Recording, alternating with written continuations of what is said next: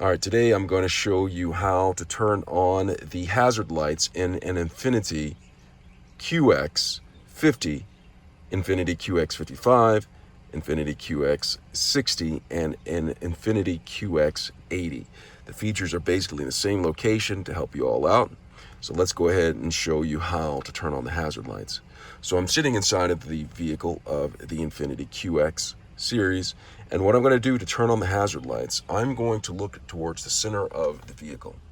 And do you see this right here? This button right here, this button is the hazard light button. All right, so it's going to be located in the center of the vehicle right here. See where it is? I'm going to go ahead and press that. And when I press that, if you look up on the instrument panel, you'll see these two blinking lights right here. There's one to the left, one to the right. Those are indicative that the hazard lights are on.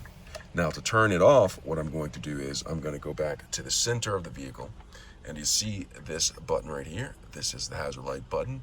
I'm going to press this one more again. And when I press it, you can see that the hazard lights turn off just like that. And that is how you turn on and off the hazard lights in the Infiniti QX series. Hope this has been helpful. Thanks a lot for watching.